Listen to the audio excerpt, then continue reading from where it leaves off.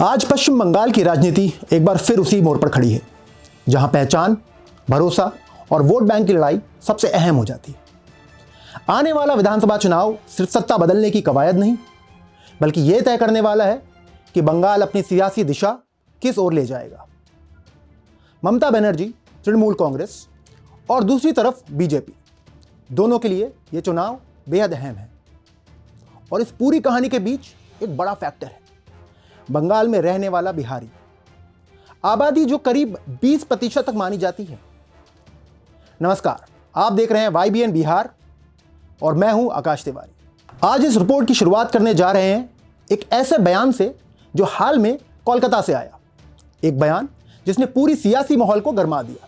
तृणमूल कांग्रेस की सांसद सयोनी घोष ने बीजेपी पर सीधा हमला बोलते हुए कहा, अगर कोई बिहार और पश्चिम बंगाल को एक ही नजरिए से देखता है तो यह उसके लिए बहुत नुकसानदेह साबित होगा। यह बात सिर्फ एक राजनीतिक बयान ही नहीं, बल्कि इसके पीछे बंगाल की पूरी राजनीतिक सोच छुपी हुई है।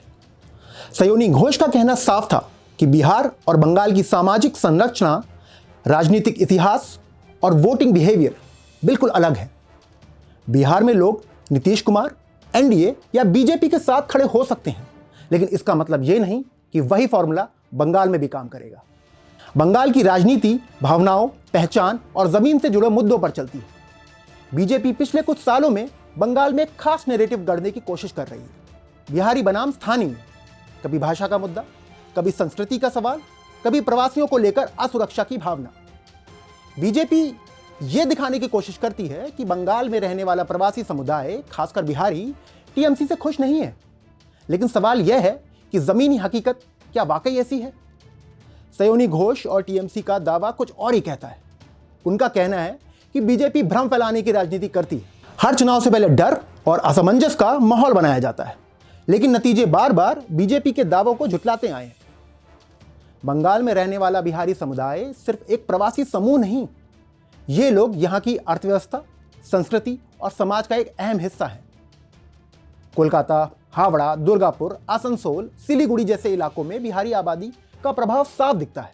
ममता बनर्जी ने हमेशा इस समुदाय को बाहरी नहीं बल्कि अपने के रूप में देखा है। यही वजह है कि TMC के मंच से बार बार कहा जाता है कि बंगाल में रहने वाला हर व्यक्ति बंगाल का है, चाहे उसकी भाषा कुछ भी हो, उसकी जड़ें कहीं की भी हो। सयोनी घोष ने यह बात भी दोहराई। उन्होंने कहा, बंगाल के बिहारी भाई बहन खुद को यहां असुरक्षित नहीं बल्कि सम्मानित महसूस करते हैं। ममता बनर्जी की राजनीति का यही मूल मंत्र है, सम्मान और अपनापन।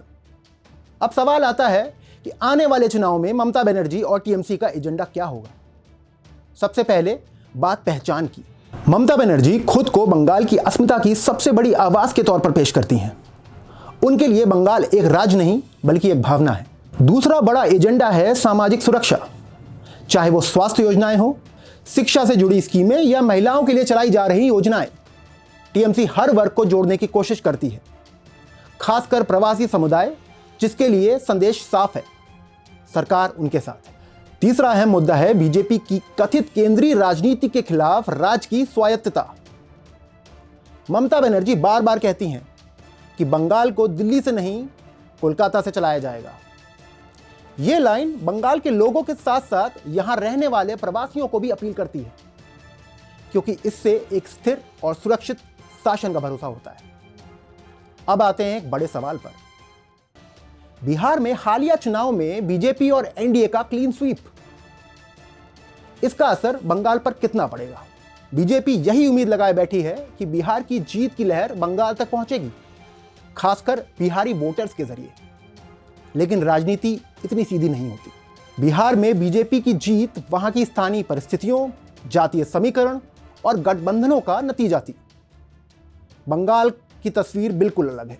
यहां चुनाव ममता बनर्जी बनाम बीजेपी की सीधी लड़ाई बन जाती है। सयोनी घोष ने इस बात पर जोर दिया कि बिहार में जो हुआ उसे बंगाल पर थोपना गलत होगा। बंगाल का बिहारी समुदाय यहां की जमीनी सच्चाइयों को समझता है। वो जानते हैं कि उनके बच्चे की पढ़ाई, रोजगार और सुरक्षा किस सरकार में बेहतर रही है। TMC का सियासी गणित साफ है। बंगाल की 20% बिहारी आबादी का भरोसा पार्टी के साथ बना रहा तो बीजेपी के लिए रास्ता मुश्किल हो जाता है। यह वजह है कि TMC लगातार इस समुदाय से संवाद बनाए हुए है। ममता बनर्जी के भाषणों में अक्सर ये बात सुनाई देती है कि बंगाल सबका है। वो खुद दुर्गा पूजा से लेकर छठ पूजा तक हर त्यौहार में शामिल होकर ये संदेश देती आई हैं कि यहाँ कोई बाहरी नहीं है। सिर्फ सांकेतिक राजनीतिक नहीं बल्कि एक मजबूत सियासी संदेश है। आने वाले चुनाव में असली लड़ाई भरोसे की हो जाती है। बीजेपी विकास, राष्ट्रवाद और केंद्रीय योजनाओं की बात करेगी। टीएमसी पहचान, सम्मान और राज्य के अधिकारों की बात करेगी।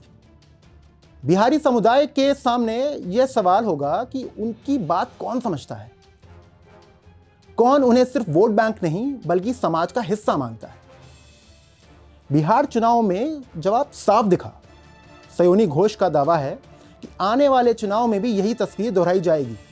सयोनी घोष का बयान सिर्फ बीजेपी पर हमला नहीं बल्कि वो बंगाल की राजनीति को एक आईना दिखा रही थी। उनका कहना था कि बीजेपी चाहे जितने बयान दे लेकिन अंत में जनता का फैसला ही असली जवाब होगा। उन्होंने याद दिलाया कि बीते चुनावों में प्रवासी और अल्पसंख्यक समुदाय ने ममता बनर्जी को मजबूती से समर्थन दिया था। यही समर्थन टीएमसी की सबसे बड़ी ताकत है। हर चेहरे पर एक सवाल है, अगला मुख्यमंत्री कौन? सयोनी घोष का विश्वास है कि बंगाल की जनता पहले भी ममता बनर्जी के साथ थी, आज भी है और आगे भी रहेगी। उनका कहना है कि पहचान, सम्मान और भरोसे की राजनीति ही बंगाल की आत्मा है। आने वाला चुनाव सिर्फ सीटों की गिनती नहीं बल्कि यह तय करेगा कि बंगाल अपनी विविधता और एकता को कैसे बचाए रखेगा। ममता बनर्जी और टीएमसी इसी भरोसे के साथ मैदान में है कि बंगाल, चाहे वो बंगाली हो या बिहारी, एक बार फिर उनके साथ खड़ा होगा। और यहीं पर से सियासी कहानी एक नए मोड़ की तरफ बढ़ जाती है, जहां फैसला जनता के हाथ में है और जवाब ईवीएम से निकलेगा।